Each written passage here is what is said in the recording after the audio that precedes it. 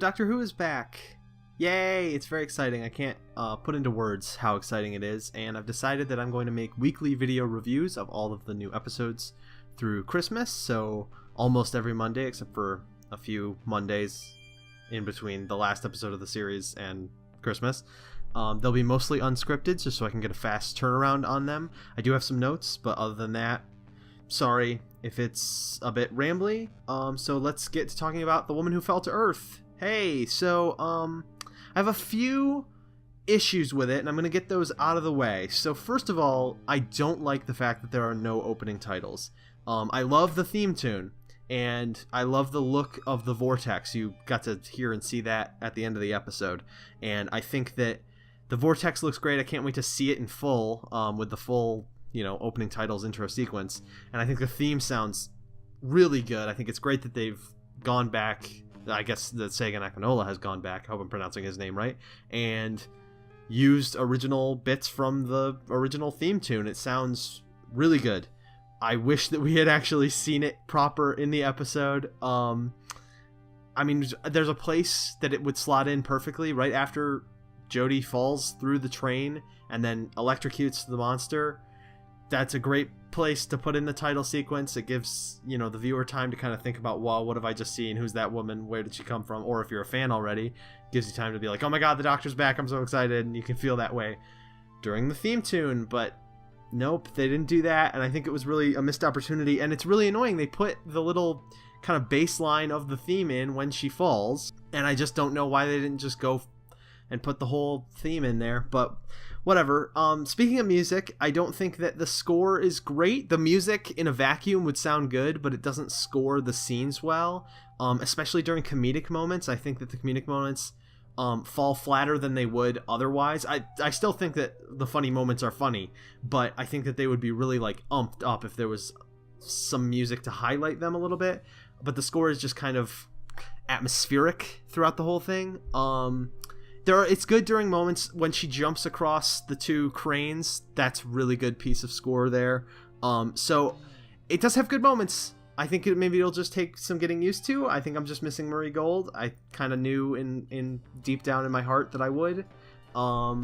Yes, the score I think could use work, or I'll just get used to it. The dialogue, there are some funny lines and good moments and good pieces of dialogue, especially the Doctor's speech. Both kind of little speeches that she has when she's confronting Tim Shaw on the crane are both really, really good.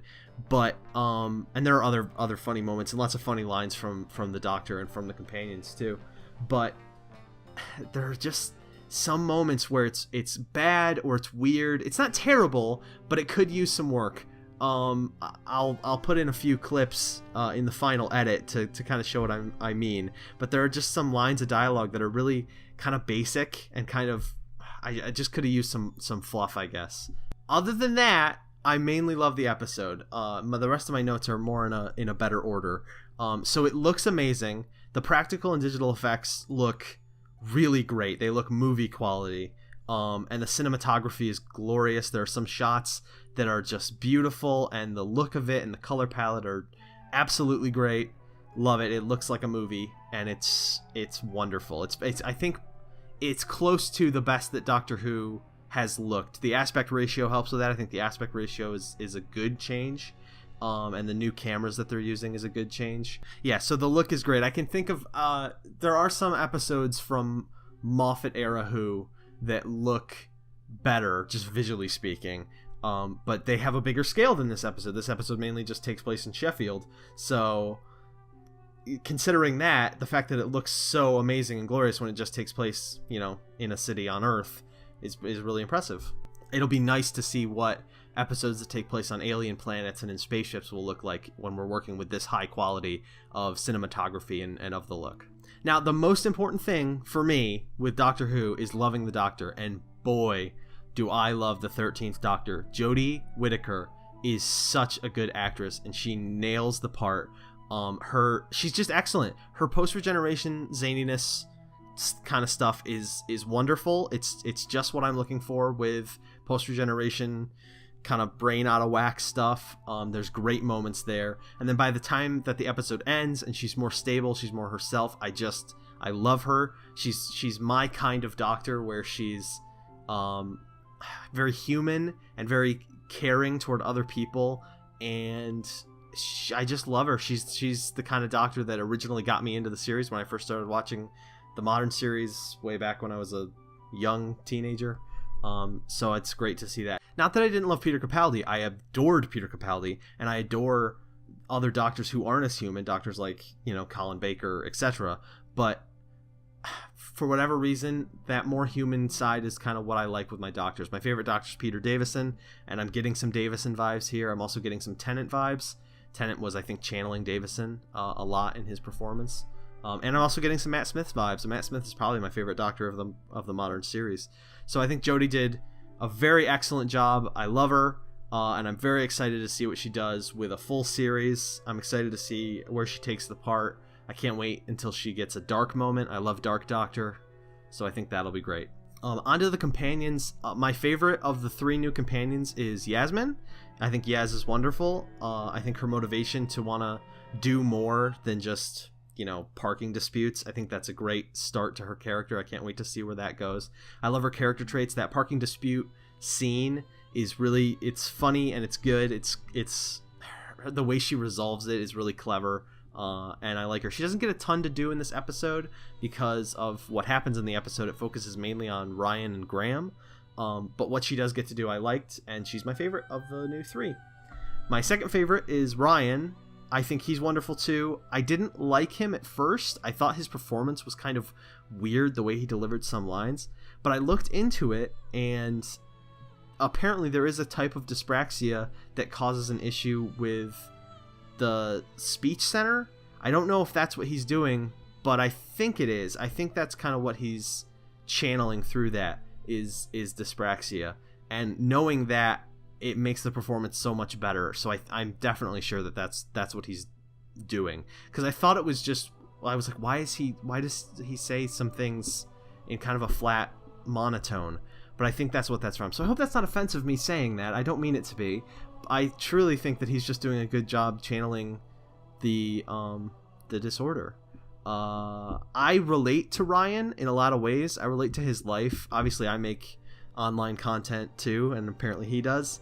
I also can't ride a bike. I just never learned how to ride a bike, and I'm 21, he's 19, so we're kind of both adults who can't ride bikes. And just to get kind of real and personal, I have some mental health issues, some mental illness issues that hold me back a little bit in life.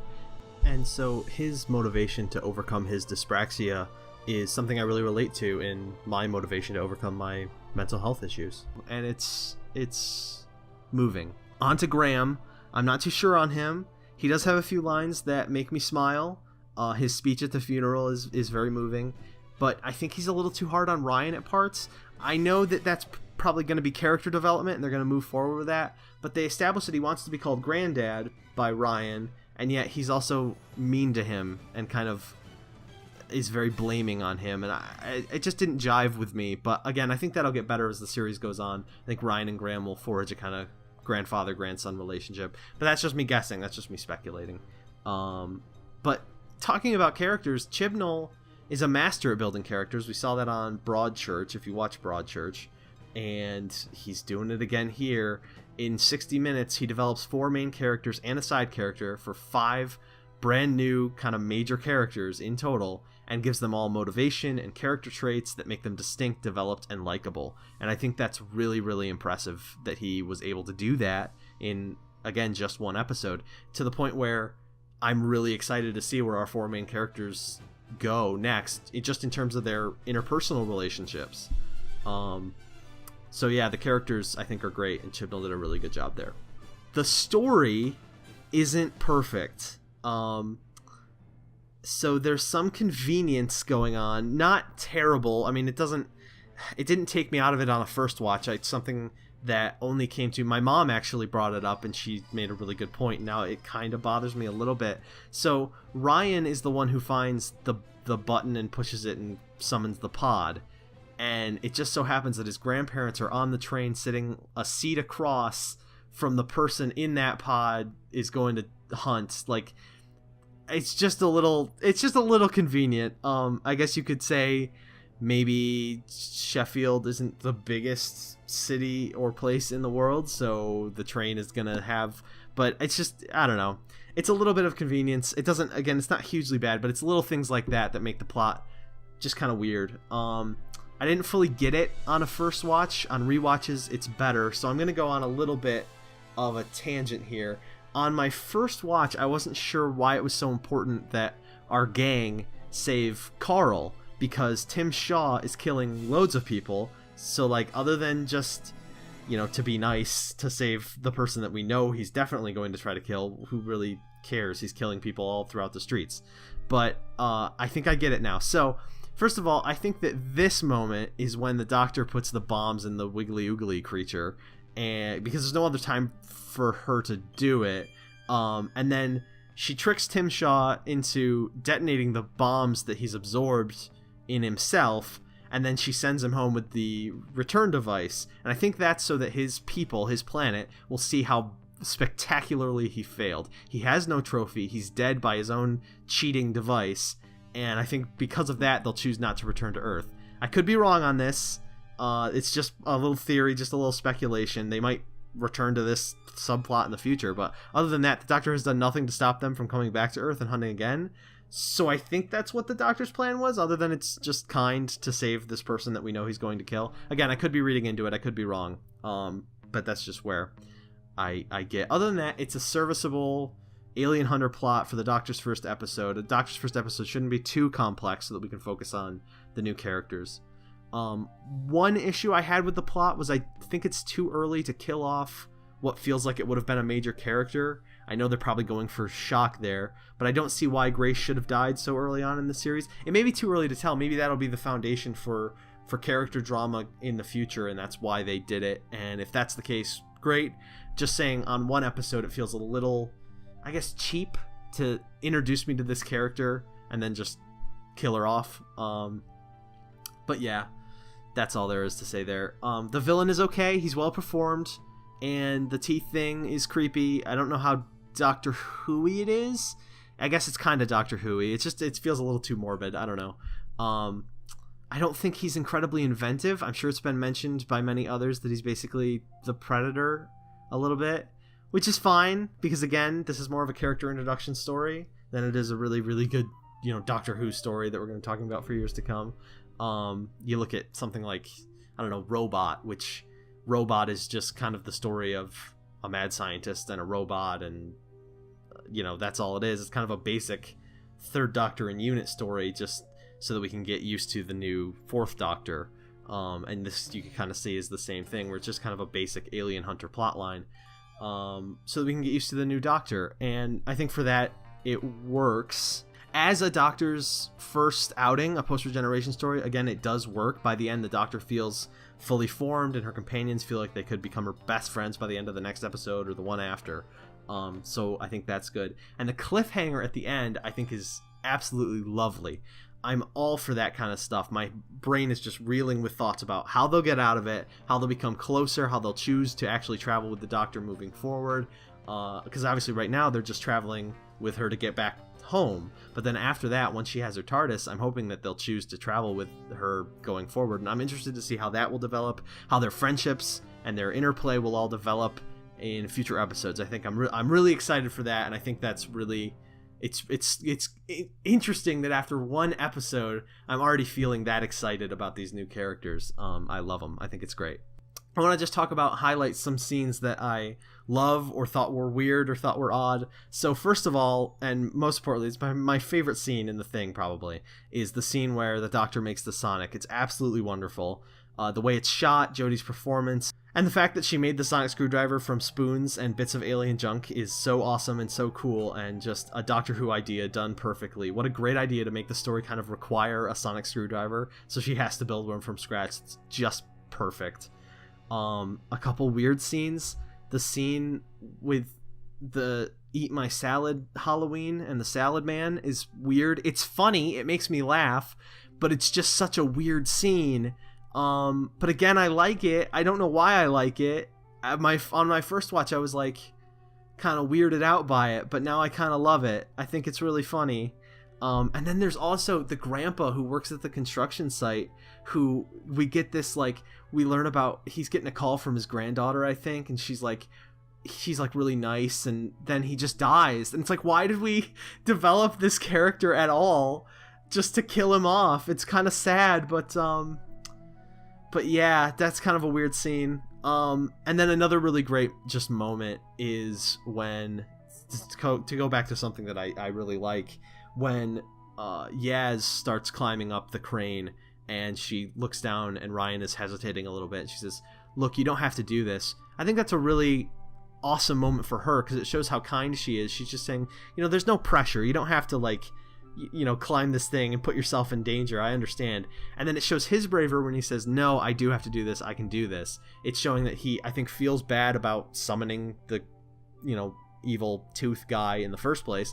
And also, it just shows how brave he is, that he's willing to help save this person, and he's actually useful because he has the instructions on how to operate the crane for Yaz to use. So it just all works well. So again, I was mentioning issues with the plot, but overall, I mean, it's really good how it develops the characters. I'm really interested to see how Chibnall's Doctor Who will be more moving forward, because it's nearly impossible to tell from just this one episode what the show will be like in the future. And while I do have some issues with it, overall I really liked this episode.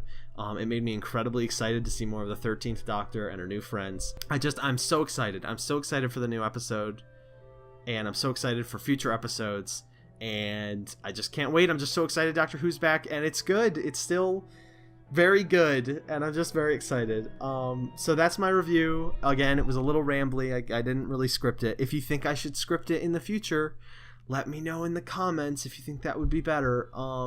But yeah, that's my review. Thank you for watching. I really hope you enjoyed it. I hope you stay tuned, because again, weekly reviews of this series, and then after Christmas I'll get back to making other more scripted videos. I've got ideas for things that are cooking. So yeah, again, thank you for watching. Just so you know, I do have a Twitter if you want to follow my Twitter for video updates and opinions on Doctor Who and that kind of thing. And I also have a podcast that I make with my brother.